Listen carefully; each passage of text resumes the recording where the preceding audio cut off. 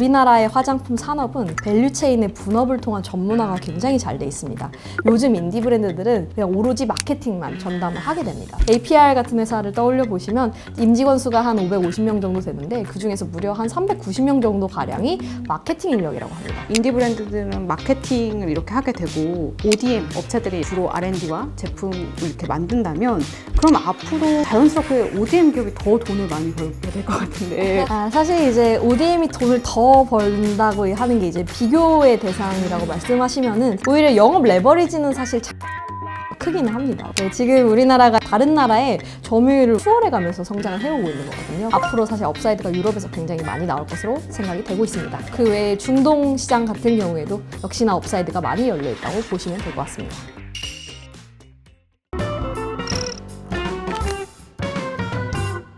안녕하세요. 머니투데이 김근희 기자입니다. 최근 K뷰티가 세계적으로 인기를 끌고 있는데요. 특히 인디 브랜드를 중심으로 화장품 수출이 늘어나고 있습니다.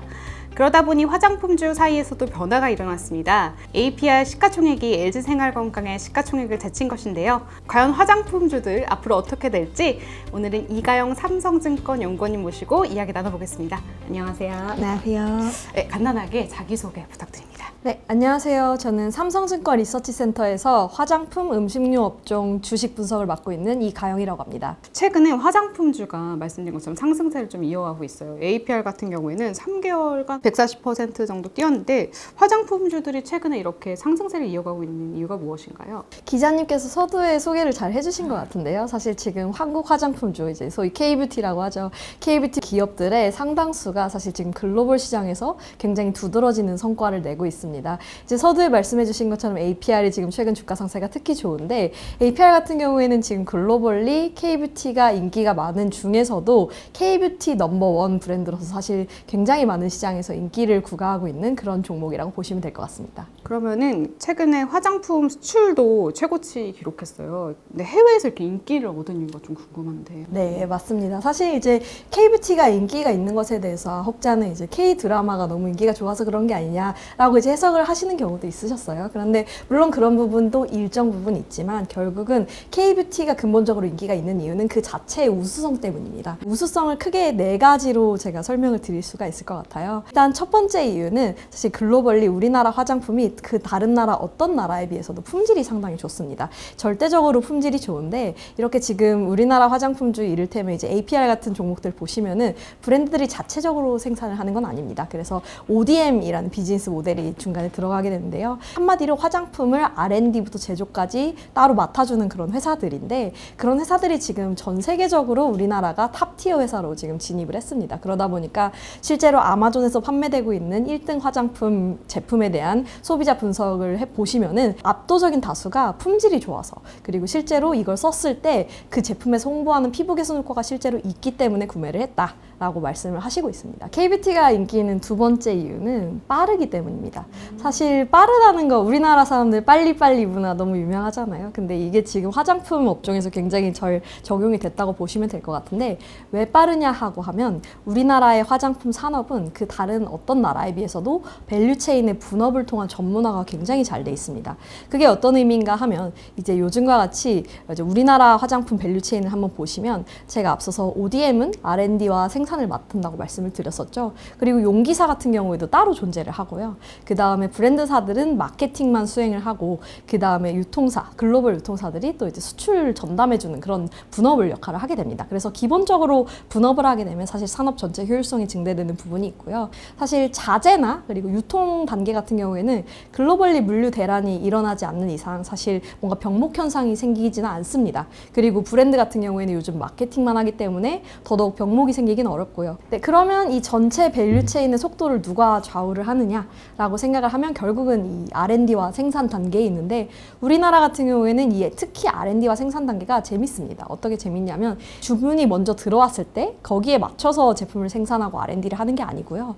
먼저 ODM사 같은 경우에는 일정 부분 레시피를 미리 개발을 해둡니다. 그리고 오히려 그걸 역으로 브랜드사들한테 제안을 하는 방식으로 영업을 하기 때문에 브랜드사 입장에서는 그러면은 이미 주어진 어느 정도의 선택지를 보고 고른 다음에 미팅을 시작하기 때문에 신제품 출시가 사실 3개월이면 가능합니다. 이건 사실 글로벌 평균이 한 1년 정도거든요. 그러니까 굉장히 굉장히 빠른 속도라고 보시면 될 것 같고요. 그 다음에 용기도 마찬가지입니다. 우리나라 용기 생산 과정을 한번 떠올려 보시면 결국 틀을 먼저 만든 다음에 금형을 만들고 그 안에 이제 플라스틱을 넣어서 굳히는 방식으로 만드는데 그 금형이 사실 이미 다 제조가 되어 있고 거기에 맞춰서 오히려 어퍼를 하는 방식으로 진행을 하기 때문에 주문이 들어오면 대량 생산이 바로 이루어질 수 있어서 또 상당히 빠릅니다. 그 다음에 한국 화장품 인기 있는 세 번째 이유 말씀드리자면 가격이 사실 굉장히 합리적입니다. 이 부분도 사실 되게 중요한 부분 중에 하나인데 사실 아마존에서 베스트셀러 하고 있는 그런 제품들의 품질은 제가 절대적으로 좋다고 말씀을 드렸잖아요. 근데 그렇게 좋은 품질인데도 비해서 거의 20불, 30불 미국 기준으로 우리나라로 치면 한 3만 원 정도에 굉장히 저렴하게 판매가 된다고 보시면 될 것 같습니다. 그리고 이제 마지막으로 네 번째 이유는요. 이 부분도 많이들 간과하시는데 우리나라 화장품이 글로벌 인기가 있게 된 이유는 그 공급이 수요를 창출한 측면이 큽니다. 이게 어떤 의미인가 하면 사실 아시는 것처럼 불과 몇 년 전까지만 하더라도 한국 화장품의 압도적인 다수의 수출 지역은 중국이었어요. 그런데 이제는 미국과 유럽 그리고 중동 시장으로 사실 수출이 많이 되고 있지 않습니까? 이런 시장으로 사실 한국 화장품이 진출한 것 자체가 얼마 되지 않았습니다. 왜냐하면 활한령 이전까지는 사실 그리고 코로나 이전까지는 중국 시장에만 수출을 하더라도 너무 수출이 잘 됐었기 때문에 우리나라 브랜드들이 굳이 중국 외에 다른 시장을 개척할 니즈가 별로 없었거든요. 그러다 보니 지금 우리나라 같은 경우에는 최근 들어서 이제 특히 한한령 타격을 맞고요. 그 이후에 미국이나 유럽 시장으로 새로운 판로를 개척하기로 결심을 한 게 사실 불과 얼마 전입니다. 그러다 보니까 그때에 맞춰서 또 마침 코로나가 터지죠. 그런데 코로나가 터지면서 또 이 이커머스라는 채널이 새로운 채널을 부상을 하게 되니 이제 기존 전통 채널에서 크게 소구되지 못했던 우리나라 브랜드들한테도 기회가 열렸다. 그래서 공급이 이렇게 수요를 창출하고 있다라고 말씀을 드릴 수가 있을 것 같습니다. 그래서 제가 사실은 최근에 이렇게 화장품 산업 변화를 보면서 좀 궁금했던 게 아모레퍼시픽이나 LG생활건강이 해외 진출을 안 했던 게 아니잖아요. 네, 맞습니다. 근데 왜 이제 와서 인디 브랜드를 중심으로 이렇게 해외에서 반응이 있을까를 봤을 때 말씀하신 것처럼 이렇게 ODM이라던가 좀 이런 게 있는 거군요. 네, 맞습니다. 그래서 일단 사실 아모레퍼시픽이나 LG생활건강 같은 경우에도 미국 시장 진출보다는 중국 시장에 오히려 훨씬 더 의존을 해왔었고 그동안에는 그렇게만 해도 너무 수출이 잘 됐었기 때문에 사실 굳이 미국 시장과 유럽 시장에 크게 적극적으로 진출을 하진 않았었습니다. 그러다가 아모레퍼시픽 같은 경우에도 2019년에 이제 세포라랑 본격적으로 협업을 하기 시작하면서 이제 시작이 됐다고 보시면 될 것 같고 LG생활건강 같은 경우에는 2019년에 에이본이라는 미국의 브랜드를 인수하긴 했습니다만 이게 사실 방판 브랜드여서 요즘에 인기 있는 브랜드의 트렌드는 아니었거든요. 그러다 보니까 사실 진출 이후에 그렇다 할 미국 성과를 내지는 못했습니다. 그런데 반면에 요즘 인디 브랜드들은 어떻게 하고 있냐, 이제 아까 말씀드린 것처럼 사실 밸류체인 전체가 빠르고 요즘 인디 브랜드들은 이제 대형 화장품사들과 달리 그냥 오로지 마케팅만 전담을 하게 됩니다. 사실 대형 화장품사들은 아직도 다 수직 계열화가 되어 있다 보니까 R&D 생산 전부 다 내재화가 되어 있거든요. 그래서 조금 산업 구조가, 기업 구조 자체가 조금 다르다고 보시면 될 것 같고요. 그 다음에 이제 마케팅만 하는데 그 마케팅도 조금 체계적으로 조금 더 전략적으로 하게 됩니다. 그래서 대표적으로 APR 같은 회사를 떠올려 보시면 임직원 수가 한 550명 정도 되는데 그 중에서 무려 한 390명 정도 가량이 마케팅 인력이라고 합니다. 그래서 그만큼 이제 마케팅을 조금 더 체계적으로, 그리고 특히 요즘과 같이 인플루언서 위주의 SNS 중심의 마케팅을 조금 더 처음부터 집중해서 하는 회사들이라고 보시면 될 것 같아요. 그래서 대형 화장품사들과 사실 마케팅을 하는 채널도 다르고요. 그 마케팅에 쏟는 자원도 다르고 그 마케팅을 하는 타이밍도 다르다. 이렇게 보시면 될 것 같습니다. 그래서 보면은 요새는 틱톡이나 뭐 릴스를 통해서 화장품사들이 미국 10대, 20대들 이런 타겟으로 많이 마케팅하는 것 같더라고요. 맞습니다. 그래서 말씀하신 것처럼 그러면 인디 브랜드들은 마케팅을 이렇게 하게 되고 또 ODM을 하는 업체들이 주로 R&D와 제품 이렇게 만든다면 그럼 앞으로 자연스럽게 ODM 기업이 더 돈을 많이 벌게 될 것 같은데 좀 어떻게 보세요? 더 성장할 것 같은데? 사실 이제 ODM이 돈을 더 벌다고 하는 게 이제 비교의 대상이라고 말씀하시면은 사실 오히려 영업 레버리지는 사실 잘 되는 브랜드가 더 크기는 합니다. 왜냐하면 ODM 같은 경우에는 사실 잘 되는 브랜드만 생산을 하면 좋겠지만 다양한 브랜드들을 골고루 받은 다음에 이제 거기서 사실 넥스트 APR, 또 넥스트 달바 누가 될지 모르잖아요. 그래서 아직 성장의 초기 단계인 브랜드들도 고객사로 확보를 하고 있기 때문에 오히려 고객사 군이 굉장히 다변화가 돼 있고 그래서 안정적으로 오랫동안 성장할 수 있는 그런 기회가 있습니다. 그래서 ODM사의 투자 포인트는 사실 결국에는 이 안정성이라고 보시면 될 것 같고요. 제가 서두에 말씀드렸던 것처럼 K뷰티가 인기 있는 이유 자체가 이제 품질이 좋아서기 때문이고 그 품질을 결정하는 것이 ODM이기 때문에 ODM은 결국 안정적으로 계속 산업을 이끌어가면서 성장해 나갈 겁니다. 그래서 아까 또 말씀하신 것 중에 지금은 미국이나 일본, 뭐 유럽, 중동 지역으로 이제 확장하고 있다 하는데 앞으로도 이렇게 해외에서 K뷰티 좀 인기가 계속될 거라고 보세요? 네, 일단 저는 아직까지는 당분간은 사실 우리나라의 이 우수한 밸류체인을 대체할 만한 다른 플레이어가 없다고 생각을 하고 있습니다. 사실 지금 전 세계에서 우리나라 화장품의 수출의 기준으로 보면은 우리나라가 몇 위인지 아시나요? 우리나라가 한 2, 3위 맞습니다. 네, 딱 2위 정도인데요. 네, 지금 우리나라가 2위를 하고 있는 것도 사실 굉장히 최근의 일입니다. 다른 나라의 점유율을 우리가 추월해 가면서 성장을 해오고 있는 거거든요. 그래서 지금 글로벌리 화장품 시장이 성장을 하는 건 아닙니다. 그런데 화장품 시장이 성장을 하는 건 아닌데 그럼 어떻게 성장을 하느냐? 점유율 성장이겠죠. 그래서 사실 불과 코로나 이전까지도 전 세계 화장품 2위 수출국은 미국이었고요. 그런데 이제 제가 아까 말씀드린 코로나 때를 맞이하면서 이커머스라는 채널이 열리고 그때 우리나라 화장품 기업들이 적극적으로 해외 진출에 나서면서 그때부터 사실 2위로 역전이 된 거고 지금도 점유율은 계속해서 올라가고 있습니다. 그래서 그걸 이제 시장별로 좀 말씀을 드리자면 이제 아시는 것처럼 이제 미국이랑 일본에서는 이미 우리나라가 1위를 하고 있습니다. 수입 국가 기준으로. 그런데 이제 유럽이라는 시장은 사실 올해부터 본격적으로 진출이 시작이 되었고요. 그래서 올해 아직까지도 유럽 시장에서 우리나라의 지위는 8위 정도입니다. 그러니까 전 세계에서는 2위인데 유럽에서는 아직 8위밖에 되지 않았고 그러다 보니까 지금 성장률 자체는 유럽에서 굉장히 높게 나오고 있는 상황이라고 보시면 될 것 같아요. 그런데 상대적으로 미국, 일본과 달리 유럽 조금 더 파편화되어 있는 시장입니다. 사실 저희가 이제 흔히 유럽이라고 표현을 하지만 유럽에는 수많은 국가들로 다 쪼개져 있고 이제 미국이랑 사실 수입액 기준으로 보면은 오히려 유럽이 미국보다 화장품 수입액이 3배 정도 큰 시장입니다.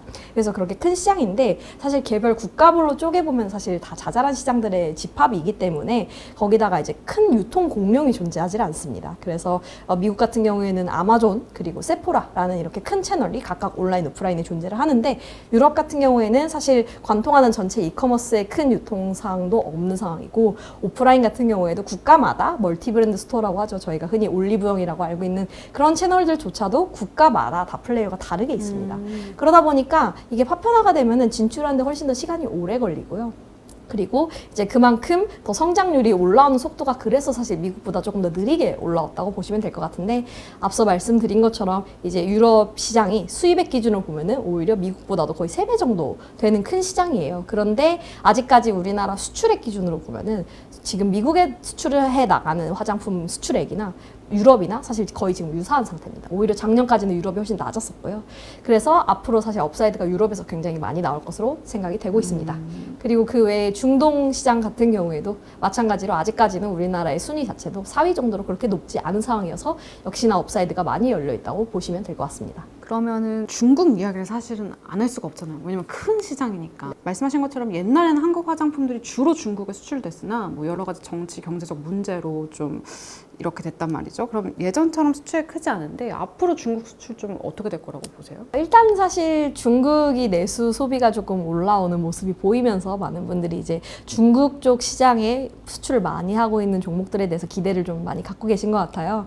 그런데 사실 지금 중국 시장 같은 경우에는 사실 제가 어릴 때 중국에 살았었는데 중국 소비자분들은 사실 이전까지만 하더라도 정말 약간 글로벌 시장과 달리 K 컨텐츠 때문에 한국 화장품을 소비하는 경향들이 좀 짙었습니다. 그런데 이제 K 컨텐츠가 사실 말씀하신 정치 경제적 상황 때문에 이제 어느 정도 이게 차단이 되고 그러면서 사실 그 사이에 또 공교롭게도 중국 현지 인디 브랜드들이 굉장히 많이 부상을 하게 됩니다. 그래서 그 시장 자체가 지금은 어떻게 구성이 되어 있냐면 약간은 양극화가 되어 있어요. 그래서 이제 럭셔리 브랜드는 오히려 미국, 프랑스의 럭셔리 브랜드들을 좀 구매를 하는 경향이 있고 반면에 인디 브랜드를 한다 하면은 오히려 중국 현지 인디 브랜드 사실 저희가 이제 가성비라는 말을 많이 쓰는데 가성비로는 중국 현지 인디 브랜드를 따라갈 수가 없거든요. 그러다 보니까 중국 현지 소비자들 입장에서는 사실 메이드 인 차이나에 대한 거부감도 당연히 없을 것이고, 그러다 보니 이제 거기에 맞춰서 조금 우리나라 화장품은 지금은 약간 좀 포지셔닝이 애매해진 상황이다라고 보시면 될 것 같습니다. 그래서 사실 중국 화장품 시장이 돌아왔을 때 우리나라 브랜드들이 잘 해주면 너무나 좋겠지만, 사실 이전과 같이 공격적인 중국 수출 성장이 나오기는 조금 어렵지 않을까라고 조심스럽게 예측해 봅니다. 그리고 오히려 이제 중국 시장이 반등을 했을 때 수혜를 볼 것은 우리나라의 코스맥스 같은 제조사라고 판단을 하고 있습니다. 왜 그러냐면 이제 제가 아까 글로벌리 ODM사 우리나라 1등이 지금 코스맥스, 콜마, 이제 우리나라가 전 세계 1등이라고 말씀을 드렸잖아요.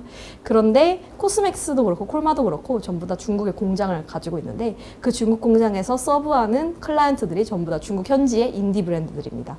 그래서 중국 현지의 소비 심리가 올라오게 되면 중국 현지 인디 브랜드들이 사실 수혜를 많이 보게 될 것이고, 그 간접 수혜로 이제 우리나라 ODM사들이 수혜를 볼 것으로 예상을 하고 있습니다. 그러면 기존 아모레퍼시픽과 LG생활건강 같은 경우에는 언제 조금 다시 힘을 찾을 수 있을까요? 일단은 사실 아모레퍼시픽 같은 경우에는 그래도 다행히 이제 제가 2019년부터 세포라랑 협업을 시작했다라고 말씀을 드렸잖아요. 그래서 이제 아모레퍼시픽 산하에 있는 라네즈라는 브랜드가 사실 미국 시장에서는 인디 브랜드로 인식이 되면서 지금 굉장히 잘 하고 있습니다. 그래서 미국 시장 성장률이 거의 전년 동기 대비 한 20-30% 정도 꾸준히 성장을 해주고 있는 브랜드거든요. 그러다 보니까 이제 아모레퍼시픽은 그래도 상대적으로 조금 일찍 대형사 치고는 좀 전략 시장 피벗을 조금 일찍 이루어냈다라고 보시면 될 것 같고요. 지금 중국 시장에서는 이제 구조조정 막바지 단계에 이르렀고, 그래서 어느 정도 수익성 개선을 하면서 턴어라운드, 그러니까 흑자 전환을 하고, 그 외에 이제 미국과 유럽 시장에서 매출이 조금 더 붙어주면서 그래도 아모레퍼시픽은 조금 성장을 계속 하고 있다라고 보시면 될 것 같아요. 그런데 반면에 LG생활건강 같은 경우에는 조금 아쉽지만 전략 시장의 피벗 자체가 약간은 늦어졌다라고 보시는 게 적절할 것 같습니다. 그래서 사실 이 회사 같은 경우에는 올해 초에 이제 연간 경영 전략을 발표하면서 처음으로 연간 회사 경영 전략에 이제 미국이라는 시장을 우리가 우선적으로 공략을 하겠다라고 발표를 한 바 있습니다. 사실 약간은 늦은 감이 없진 않다라고 보실 수 있을 것 같은데요. 왜냐하면 사실 작년에 이미 우리나라 화장품 브랜드들이 미국 시장을 개척해서 작년에 미국에서 공격적으로 성장을 했고, 그 다음에 올해는 유럽에 진출해서 성장을 하는 그림이지 않습니까? 그런데 LG생활건강은 이제 올해부터 본격적으로 미국을 진출했다 보니까 약간은 좀 늦은 감이 있기도 하고요. 그래서 실제로 아직까지 LG생활건강이 이제 미국에서 적극적으로 영업을 하고 있는 브랜드들, 이를테면 CMP라거나 빌리프라거나 이런 브랜드들이 사실 아직까지 다른 인디 브랜드들에 비해서 성과가 좋은 상황은 아니라고 보시면 될 것 같습니다.